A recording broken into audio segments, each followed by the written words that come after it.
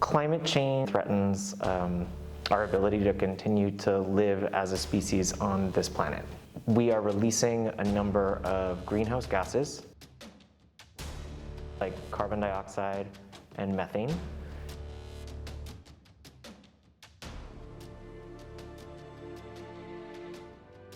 A lot of changes in climate patterns, in weather, in polar ice caps, in sea level rise.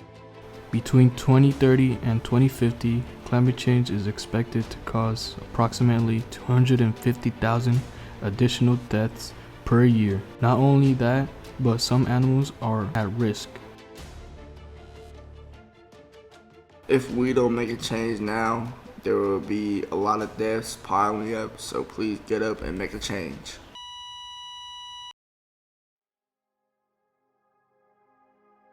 My name's Joey Notaro. If we don't start making changes like yesterday, we really put ourselves in danger of not being able to survive through the next century, of a lot of people who are going to unfortunately be refugees in low-lying countries and island countries, in coastal cities, and places that are already dry and turning into deserts. Like, we're going to really destabilize our ability to survive if we don't make a change soon.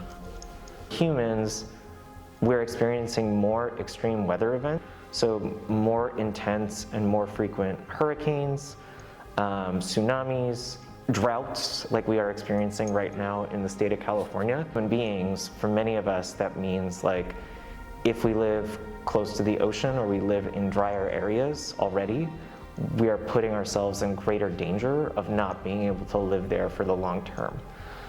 For animals, it depends.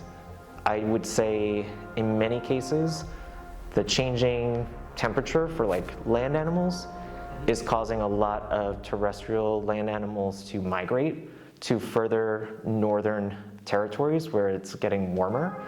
So it's changing where they can live and if they can live in their former environments, their former habitats. And for ocean animals, it's actually way more devastating because the rising temperature of the ocean, it has a whole bunch of effects like increasing acidification in the ocean. So our oceans are more acidic than they used to be, which is really dangerous for a lot of animal life, especially corals and coral reefs that are dying off in numbers that we haven't seen ever before in our history, in our existence. Our species, if humanity survives, we may be looking at hundreds of millions of years before life bounces back to evolve into all of the species that we drive extinct, that do all sorts of things that allow us to continue to survive on this planet.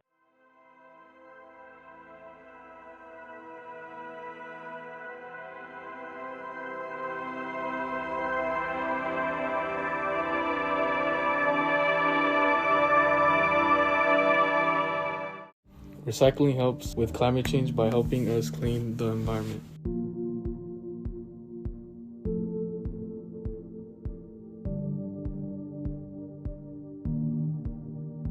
Plus, some items that get recycled can be reused and made into something new.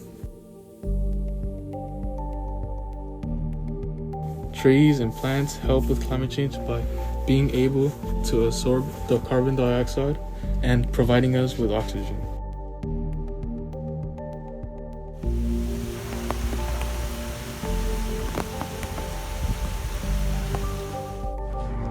What do you think are the solutions to climate change? Well, I'm not a scientist, so I'm not really sure. I hear things. I'm not sure if you should believe them or not. Whatever they find out, I'm down for it. I support it if it's gonna help, sustain the earth. Probably just treating the earth a lot better than what we are currently treating it. So trying to actively do our part and not polluting the air, polluting the sea, right? Not actively trying to make some of the animals go extinct. Yes. Extinct, the way that we have been doing it, and just treating the earth a lot better. Number one, stop pollution, and try to recycle more.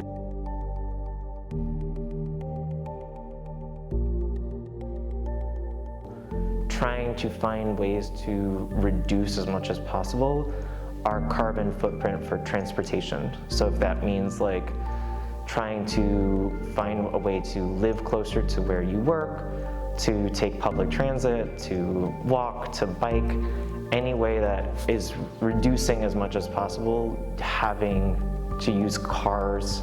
If you're the only person using them, or even if you carpool, it would be better than just being one person in a car. Make a lot of our energy more efficient, and then change the energy source for a lot of these products. I think it would go a long way to cutting emissions for greenhouse gases.